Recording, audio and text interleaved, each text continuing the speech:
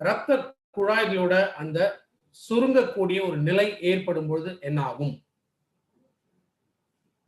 ரத்த குழாய்கள் அதோட அந்த சுருக்கம் அப்படின்னு நான் ஒரு எக்ஸாம்பிள் சொல்லியிருந்தேன். தட் இஸ் இந்த பெட்ரோல் டியூப் சொல்லியிருந்தேன். அதே போல ஹார்டனிங், பிளட் வெசல்ஸோட இந்த ஹார்டனிங் ஆகும்போது என்ன ஆகுது? அகைன் ரத்த ஓட்டம் சீராக இருக்காது. ஒரு நாளைக்கு சராசரி 7200 லிட்டர் ரத்தம் நம்ம உடம்புக்குள்ள ஓடிட்டு இருக்கு.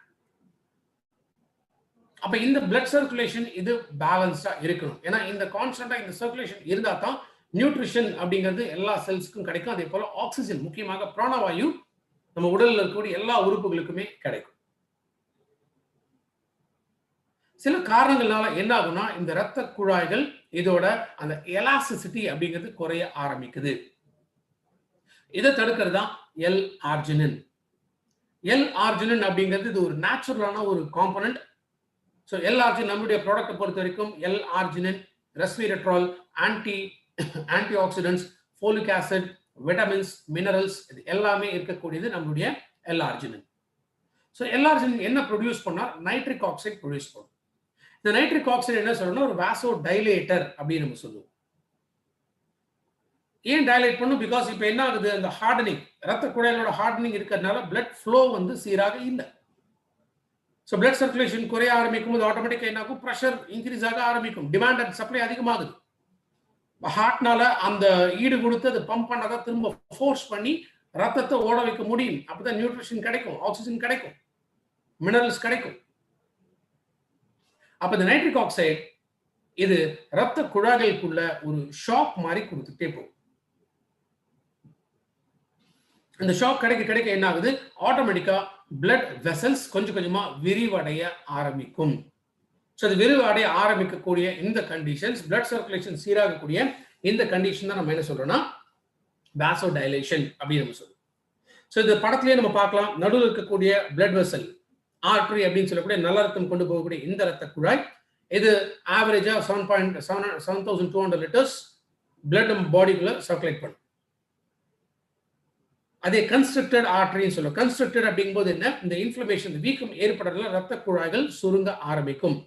ஸோ எல்ஆர்ஜி எடுக்கும்போது ரத்த குழாய்கள் விரிவடைய ஆரம்பிக்கிறதுனால டைலேட்டட் ஆர்டரிஸ், டைலேட்டட்ங்கிறது விரிவடையக்கூடிய ஆர்டரிஸாக மாறுது. ஸோ எப்போ பிளட் சர்க்குலேஷன் திரும்ப நார்மலாக ஆரம்பிக்குதோ அப்போ உயர் ரத்த அழுத்தம் இது திரும்ப கண்ட்ரோலுக்கு வரும். ஸோ நார்மல் பிளட் ப்ரெஷர் லெவல்ஸ்க்கு இது குறையுது.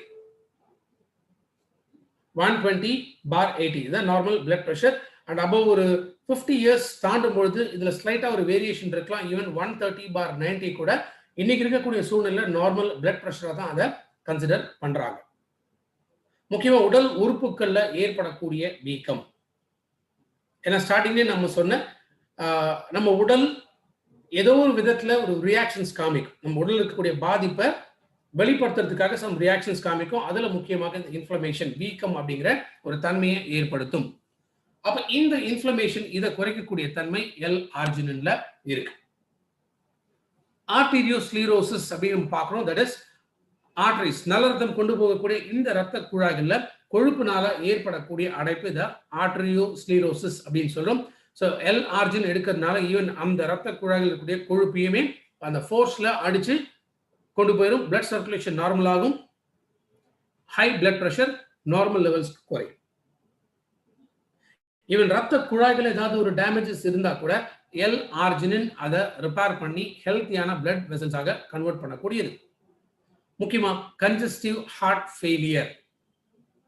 ஸோ கன்ஜஸ்டிவ் ஹார்ட் ஃபெயிலியர் அப்படிங்கும்போது என்ன ஆகும்னா ஹார்ட்னால அந்த பிளட்டை ஃபுல்லா பம்ப் பண்ணி வெளியில தள்ள முடியாது. அதே மாதிரி கரோனரி ஆர்டரி டிசீஸ், ஸோ ரத்த குழாய்கள் அடைப்பை ஏற்படுத்தக்கூடியது. ஸோ ஹார்ட் ரிலேட்டட் இந்த காம்ப்ளிகேஷன்ஸ் இதை குறைக்கக்கூடியதுமே எல் ஆர்ஜினின். இதுவே வேற சில காம்ப்ளிகேஷன்ஸ் நம்ம சொல்றோம். ஒன்று டாக்கிகார்டியா, இன்னொரு பிராடிகார்டியா அப்படின்னு.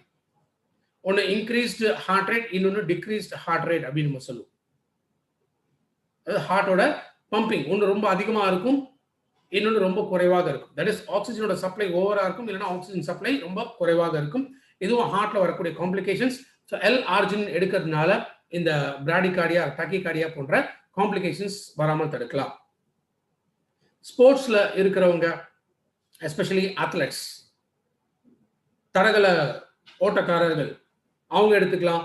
ஜிம்ல ஒர்க் அவுட் பண்றவங்க, பாடி பில்டிங் பண்றவங்க, ஸோ ரெகுலரா பிசிக்கல் ஃபிட்னஸ் வேணும் அப்படின்னு நினைச்சு ஒர்க் அவுட் பண்றவங்க, இவங்க L-arginine எடுக்கிறதுனால பிளட் சர்க்குலேஷன் சீராகுது. ஸோ இன்னும் நல்லா இந்த பெர்ஃபார்மன்ஸ், அந்த எனர்ஜி, இந்த பவர் வந்து இன்னும் அதிகமாக்கக்கூடியது. நோய் எதிர்ப்பு சக்தியை அதிகப்படுத்தும். அதே போல மசில் பெயின், clogged arteries அப்படின்னு சொல்லு, எஸ்பெஷலி தொடை பகுதியில் காலில் ஏற்படக்கூடிய அந்த வெயின்ஸ்ல இல்ல ஆர்டரிஸ்ல ஏற்படக்கூடிய பிளாக்ஸ்னால என்ன ஆகுது, பிளட் சர்க்குலேஷன் போகாது. இது இன்னொரு விதமா நம்ம பார்த்தோம்னா வெரிகோஸ் வெயின் அப்படின்னு நம்ம சொல்லுவோம். நரம்புகள்லாம் சுருண்டு சுருண்டு ரத்த ஓட்டம் அதுக்குள்ள இருக்காது. இந்த வெரிகோஸ் வெயின்ஸ் இந்த கண்டிஷன்ஸ்க்கும் L-arginine ரெக்கமெண்ட் பண்ணலாம். L-arginine எடுக்கிறதுனால brain functions and kidney functions இந்த ரெண்டுமே சப்போர்ட் பண்ணக்கூடியது. ஸோ பிரெயின் ஃபங்க்ஷன்ஸ் பொறுத்த வரைக்கும் நம்மளுடைய காக்னிட்டிவ் பவர் அப்படின்னு சொல்லுவோம், புத்திசாலித்தனம், புத்தி கூர்மை, ஞாபக சக்தி, இதெல்லாமே அதிகப்படுத்தக்கூடியது L-arginine. ஏன்னா பிரெயின் செல்ஸுக்கு ஆக்சிஜன் சப்ளை ஃப்ரீயா கிடைச்சதுனால ஆட்டோமேட்டிக்கா என்ன ஆகும், நம்ம எப்போதும் நல்ல சுறுசுறுப்பா எனர்ஜெட்டிக்கா இருக்கும். கிட்னி ஃபங்க்ஷன்ஸ், ஏன்னா கிட்னி முக்கியமாக ரத்தத்தை சுத்திகரிக்கக்கூடிய முக்கியமான உறுப்பு கிட்னி. ஸோ அதுல இருந்து இந்த வாட்டரை பிரிச்சு எடுத்து அதுதான் யூரினாக கிட்னிஸ் வந்து மாற்றக்கூடியது, கழிவுகள் உடம்புல இருந்து வெளியில தள்ளக்கூடியது. ஸோ ஒருவேளை யூரிக் ஆசிட் லெவல்ஸ் அதிகமாகும் போது என்ன ஆகும்னா இந்த கிட்னி ஃபங்க்ஷன்ஸ் வந்து பாதிக்கும். ஸோ கிரியாட்டினின் இன்க்ரீஸ் ஆகும். நார்மலா இந்த கிரியாட்டின் அப்படிங்கிறது 1.5 இருக்கும். அதே 4-5 அப்படின்னு போகும்போது என்ன ஆகும், கிட்னியை டயாலிசிஸ் லெவலுக்கு கொண்டு போய் விட்டுரும். ஸோ கிரியாட்டின் லெவல்ஸ் அதிகமா இருக்கக்கூடிய அந்த ஸ்டேஜஸ்ல L-arginine ரெக்கமெண்ட் பண்ணலாம். ஸோ பட் ஒன்ஸ் டயாலிசிஸ் பண்ண ஆரம்பிச்சிட்டாங்கன்னா L-arginine ரெக்கமெண்ட் பண்ண வேண்டாம். L-arginine எடுக்கிறதுனால டிமென்ஷியா அப்படின்னு லாஸ் ஆஃப் மெமரி, ஞாபக சக்தி குறைவு. ஸோ ஞாபக சக்தி அதிகமாக்கக்கூடிய தன்மை L-arginine இருக்கு. முக்கியமாக இன்னைக்கு நிறைய பேர் பாதிக்கக்கூடிய ஒரு இடம் என்ன அப்படின்னா sexual dysfunction. So sexual dysfunction ஆண்கள் பொறுத்த வரைக்கும் இந்த எரக்டைல் டிஸ்ஃபங்க்ஷன் இல்ல ப்ரீ மெச்சூர் எஜாக்குலேஷன் போன்ற ப்ராப்ளம்ஸ் இன்னைக்கு அதிகமாயிட்டே வருது. ஏன்னா இன்னைக்கு ஊட்டச்சத்துக்களோட பற்றாக்குறை ரொம்ப ரொம்ப அதிகமாக இருக்கு. ஜங்க் ஃபுட் நிறைய இருக்கு, ஸ்ட்ரெஸ் லெவல்ஸ் அதிகமாக இருக்கு. ஸோ போதிய அளவுக்கு ரெஸ்ட் கிடையாது, ஹெல்த்தியான ஒரு டயட் கிடையாது. இதனாலே என்ன ஆகுது, ஒரு ஏஜ் தாண்டும் பொழுது செக்ஷுவல் ப்ராப்ளம்ஸ் வந்து அதிகமாக இருக்கு. ஆர் ஈவன் ஸ்பெர்ம் ரிலேட்டட் காம்ப்ளிகேஷன்ஸும் அதிகமாக இருக்கு. விந்தணுக்கள் குறைபாடுகள் இருக்கு, விந்தணுக்களோட வீரியம் சம்பந்தப்பட்ட பிரச்சனைகள் இருக்கு. L-arginine இது ஸ்ட்ரெஸ் லெவல்ஸையுமே கண்ட்ரோல் பண்ணுது. அது மட்டும் இல்லாமல் பிளட் சர்க்குலேஷன் சீராக்கிறதுனால ஊட்டச்சத்துக்களோட பற்றாக்குறை ஏற்படாமலும் இருக்கக்கூடியது. ஸோ செக்ஷுவல் ப்ராப்ளம்ஸ் இருக்கிறவங்க, இன்ஃபர்டிலிட்டி கேசஸ், குழந்தை இல்லை அப்படின்னு நினைக்கக்கூடிய இடத்துல விந்தணுக்களோட வீரியம் குறைவாக இருக்கு அப்படின்னு நினைக்கிறவங்க L-arginine எடுத்துட்டு வரலாம். ஸோ செக்ஷுவல் ப்ராப்ளம்ஸ் இருக்கிறவங்க நைட்டு என்னைக்கு வந்து செக்ஸ் வச்சுக்கணும் அப்படின்னு பிளான் பண்றாங்களோ அப்போ அதுக்கு ஒரு 1 or 1.5 hours before L-arginine empty ஸ்டொமக்ல எடுக்கும்.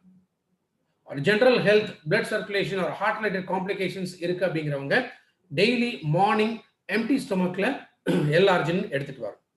ஒரு 200 ml தண்ணியில ஒரு சாஷே பேக்கெட்டா ஃபுல்லா மிக்ஸ் பண்ணி இமீடியட்டா குடிச்சிடும்.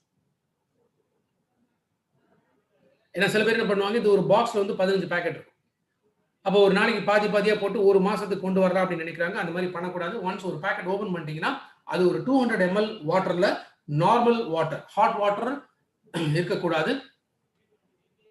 நார்மல் ஆர் கோல்டு வாட்டர்ல 200 ml வாட்டர்ல மிக்ஸ் பண்ணி குடிச்சிட்டு வரலாம். ஸோ இன்ஃபேக்ட் L-arginine எடுக்கிறதுனாலுமே இந்த காமன் கோல்டு அப்படின்னு சொல்லி ரொம்ப ஃப்ரீக்வெண்டா ஒரு கிளைமேட் மாறிச்சுனாலோ இல்லை வந்து ஒரு மழை பெஞ்சிச்சுனாலோ இல்லை வந்து சில்லுன்னு ஏதாவது சாப்பிட்டாலே உடனே வந்து சில பேருக்கு சளி பிடிக்கும். இந்த காமன் கோல்டு காம்ப்ளிகேஷன்ஸ் அந்த மாதிரி இருக்கிறவங்களுமே L-arginine எடுத்துட்டு வரலாம். So daily 1 sachet packet empty ஸ்டொமக்ல ஒரு 200 ml வாட்டர்ல மிக்ஸ் பண்ணி எடுத்துட்டு வரும். சுகர் இருக்கிறவங்க, அதாவது டயபெட்டிஸ் இருக்கிறவங்க L-arginine அவாய்ட் பண்றது நல்லது.